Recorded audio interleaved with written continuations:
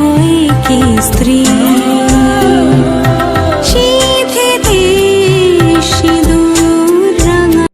নমস্কার বন্ধুরা, কেমন আছো তোমরা সবাই? আশা করি তোমরা সবাই খুব ভালো আছো। আমিও কিন্তু খুব ভালো আছি।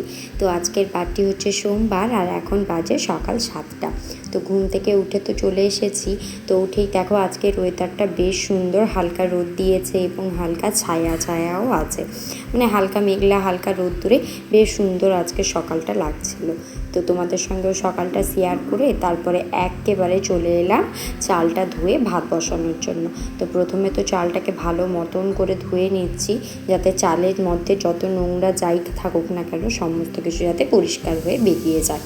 তো ভালো মতন করে এখন চালটা ধুয়ে নিয়ে তারপরে ভাতটা চাপিয়ে দেব। তো সোনা পাপা তো এখনও ঘুমিয়ে আছে। সোনা পাপা ঘুম থেকে ওঠেনি, তার কারণ আগের দিন তো মানে রবিবার ছিল। তো রবিবারে সোনা পাপার পাপা বাড়িতে ছিলেন। তো সোনা পাপার পাপা বাড়িতে থাকলে সোনা পাপা একেবারে ঘুমোতে চায় না, ভীষণ পরিমাণ দুষ্টুমি করে। তো রবিবার দিনও বেশ অনেকটা পরিমাণ ও দুষ্টুমি করেছে, ঘুমোয়নি খুব ভালো মতন করে। তাই কিন্তু আজকে বেশ অনেকক্ষণ ধরে ঘুমিয়ে আছে। তো ঘুমিয়ে আছে এই ফাঁকে আমি কিন্তু আমার সমস্ত কাজগুলো গুছিয়ে নিচ্ছি। এই যে দেখো, এক পাশে কিন্তু বসিয়ে দিয়েছি ডাল, আর এক পাশে বসাচ্ছি হচ্ছে শাক ভাজা করব। তো আজকে রান্না করব হচ্ছে কলমি শাক, পেঁয়াজ রসুন দিয়ে, পেঁয়াজ রসুন শুকনো লঙ্কা দিয়ে ভাজা করব, আর করব কাঁচা আম দিয়ে টক ডাল। তো এই গরমের সময় টক ডালটা খেতে কিন্তু ভীষণ ভালো লাগে আর কি। তো তোমাদেরও কার কার আমার মতো টক ডাল খেতে ভালো লাগে গরমে, আমাকে প্লিজ কমেন্ট করে জানিও।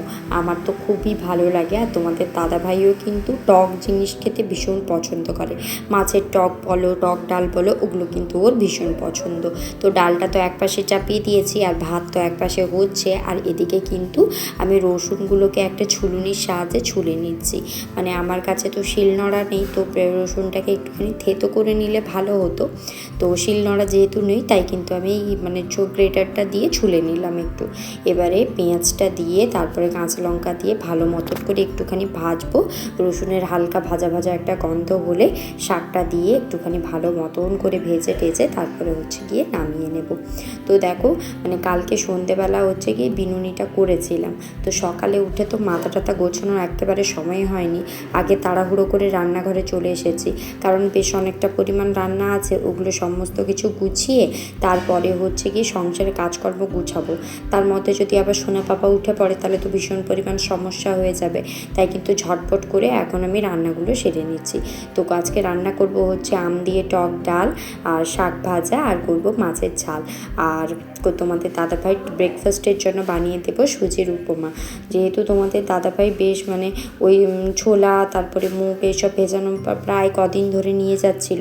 তো ভাবলাম ওরও একই জিনিস খেয়ে মুখটা খারাপ হয়ে যাচ্ছে, ভাবি একটু অন্য কিছু বানিয়ে দিই। আসলে অনেক কিছু বানিয়ে দিতে মন চায়, তবু ওই একটা সময়ের ভেতরে সব কিছু গুছিয়ে বানিয়ে উঠতে পারি না। তাই হয়তো সব কিছু ওকে দিতে পারি না, তবে যতটুকু বানিয়ে দিতে পারি তাতেই কিন্তু তোমাদের দাদাভাই ভীষণ পরিমাণ খুশি হয়। তারপরে এই যে দেখো, উপরে যে আমাদের মালিক থাকেন, ওনার মেয়ে এসেছিল। ওনাদের মানে কিছু ছোলার ডাল আর কি বেচানো হয়ে আমার ফ্রিজে ছিল, তো ওটাই নিতে এসেছিল, ওটা ওকে দিয়ে দিলাম। তারপরে আবার রান্না করতে লেগে পড়লাম। তো চলো এখন ঝটপট করে শাক ভাজাটা রেডি করে নিই, তারপরে আর বাকি সমস্ত রান্নাগুলো করব।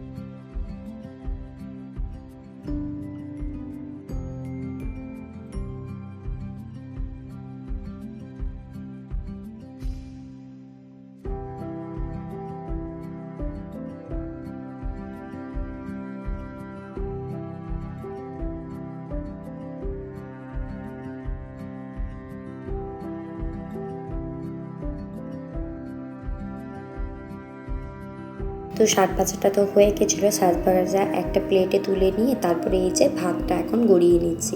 তো বা এই চালটা না ভীষণ তাড়াতাড়ি ভাত হয়ে যায়, মানে ওই 10 মিনিটের ভিতরে ভাত হয়ে যায়, ভীষণ ভালো চালটা, খুব তাড়াতাড়ি ভাত হয়ে যায়। তো ভালোই হয় যে মানে যত দেরি করে ভাত বসাই না কেন ছট করে ভাত হয়ে যায়। তো ভাতটা হয়ে গেছিলো, তাই ভাবলাম ভালো করে গড়িয়ে নিই। আসলে এই চালটাতে একটু যদি জল থেকে যায় তাহলে একদমই ওই প্যাচ প্যাচে ভাত হয়ে যায়, আর প্যাচ প্যাচে ভাত খেতে আমার আর তোমাদের দাদাভাই কারুরই একেবারে ভালো লাগে না। তো প্রথমেই ভালো মতন করে ভাতটা গড়িয়ে নিচ্ছি। এবারে হালকা একটুখানি ঢাকনাটা খোলা রেখে ভাতটা রেখে দেবো, যাতে করে গরম ভাবটা বেরিয়ে যায় আর ভাতটাও ঝরঝরে থাকে। আর এই যে দেখো শাক ভাজাটা যে প্লেটে বের করে নিয়েছিলাম ওটাও কিন্তু ওই ভাতের উপরে বসিয়ে বা ঢাকা দিয়ে দেবো, যাতে করে টিকটিকি বলো কোনো কিছু যাতে ওর উপরে না পড়ে যেতে পারে।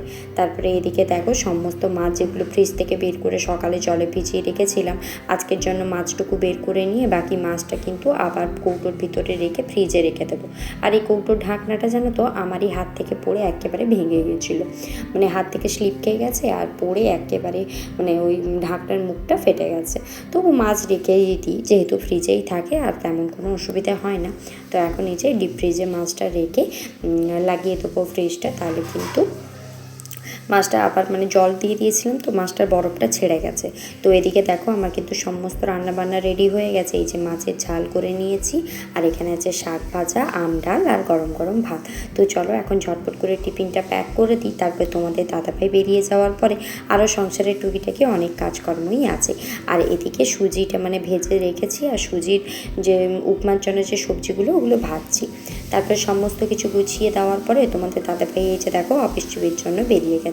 তো আমাদেরকে টাটা দিয়ে ও কিন্তু অফিসের জন্য বেরিয়ে গেল। তারপরে আমি আমার ব্রেকফাস্ট করে সোনা পাপাকে খাইয়ে এখন এসেছি জামা কাপড়গুলো সার্পে দেওয়ার জন্য। তো সকালে মানে আগের দিনের কিছুটা কাপড় জামা ঘরে ছিল ভেজা, ওগুলো তোমাদের দাদাভাই কিন্তু ছাদে মেলে দিয়ে গেছিলো। তো এখন আমি মানে কালকের যে কাপড়গুলো ছিল ওগুলোই এখন এসেছি হচ্ছে কাচার জন্য। তো এগুলোকে এখন সুন্দর মতো করে সার্পে চুবিয়ে দেবো, সার্পে চুবিয়ে ঢাকনা দিয়ে দেবো। তো এটা কিছুক্ষণ এরকম ভেজানো হয়ে থাক, ততক্ষণে আমি ঘরটা মুছে নেব। আর এখন তো আমার একটা নতুন এক্সট্রা কাজ হয়েছে, সেটা হচ্ছে গাছে জল দেওয়া।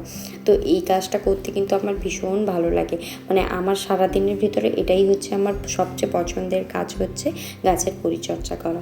তাই গাছে এখন সুন্দর মতো করে মানে জল দিয়ে নিচ্ছি। আর এই স্প্রে বোতলটা জানো তো আমি এই জলটা পুড়ে রেখেছি, তো এটা থেকে স্প্রে করে করে জল দিতে কিন্তু মানে ভালো হয়। আর এইসব মানে ইনডোর প্লান্টসের কাছে তো খুব একটা বেশি পরিমাণ জল দিতে লাগে না, তো এই বোতলটাই করে জল দিলে সুন্দর হয়। তারপরে দেখো সমস্ত কাপড় জামা নিয়ে চান টান করে ছাদে চলে এসেছিলাম মেলার জন্য। তো এখন কিন্তু সোনা পাপাকে আমার চান করানো কমপ্লিট হয়ে গেছে। তো এদিকে এসেছি সমস্ত জামা কাপড় যেগুলো সকালে তোমাদের দাদাভাই মেলে দিয়ে গেছিলো ওগুলোকে প্রথমে তুলে নিলাম। তারপরে এই যে আজকে যে ভেজা জামা কাপড়গুলো ছিল যেগুলো আমি কেচেছিলাম ওগুলো ভালো মতন করে মেলে দেবো।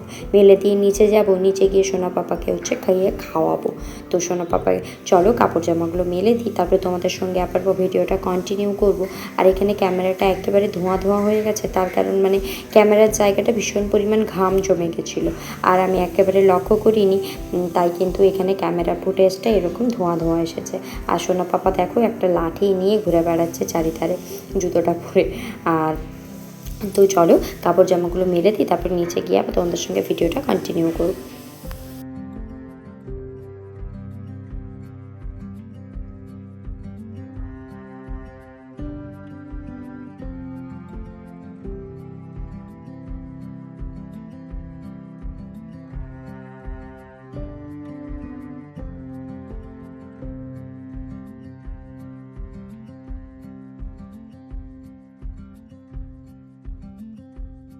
এসে কিন্তু সোনা পাপাকে আমি খাওয়াতে বসেছি, আর ওকে খাওয়ানো সেই এক ভীষণ ঝামেলার ব্যাপার। কত রকম গল্প বলে টেনে টুনে খাওয়াতে হয়, তবুও কোনো দিন পুরো ফিনিশ করে না। কী আর করবো বলো, তোমাদের সঙ্গেও কি এমন হয়? তো তারপরে বিকেলে সোনা পাপা ঘুমিয়ে গেছিলো, ঘুম থেকে ওঠার পরে ওকে একটুখানি তরমুজ কেটে দিয়েছি। তোমাদেরকে তো আগের ভিডিওতে বলিয়েছিলাম যে সোনা পাপা কিন্তু তরমুজটা বেশ দুদিন ভালো খেয়েছিল, তারপরে আর খেতে চায়নি, কিন্তু এখন আবার দেখছি তরমুজটা খাচ্ছি। তারপরে এই যে সন্ধ্যাবেলা আমার সমস্ত মেকআপের সরঞ্জাম, তারপরে আমার যা কিছু লাগে সমস্ত কিছু বের করেছি। ভীষণ পরিমাণ এলোমেলো হয়ে গেছিলো, আর এইসব জিনিসপত্র এলোমেলো হয়ে গেলে যখন কোথাও বেরোতে হয় একটা জিনিসও যেন হাতের কাছে পাওয়া যায় না। তাই ভাবলাম এগুলোকে আজকে একটু সুন্দর মতো করে গুছিয়ে দিই। তো নেল পালিশগুলো কিন্তু আমি আলাদাভাবে রাখি, আর এই যে বাকি যা সমস্ত লিপস্টিক বলো ফাউন্ডেশন বলো যেগুলো আমি মানে কোথাও গেলে তখনই লাগে কাজে, সেগুলো কিন্তু আলাদা কৌটোয় রাখি। আর টিপ সিঁদুর ওগুলোকে একটা আলাদা ডাব্বায় রাখি। তো চলো সমস্তটাকে সুন্দর মতো করে গুছিয়ে দিই, তারপরে তোমাদের রাতের জন্য আবার রান্নাবান্নাও করতে হবে, তাই ঝটপট করে এগুলো এখন গুছিয়ে নিচ্ছি, তারপরে হচ্ছে গিয়ে রাতে রান্নাবান্না করব। তো চলো এগুলো গুছিয়ে নেওয়া যাক।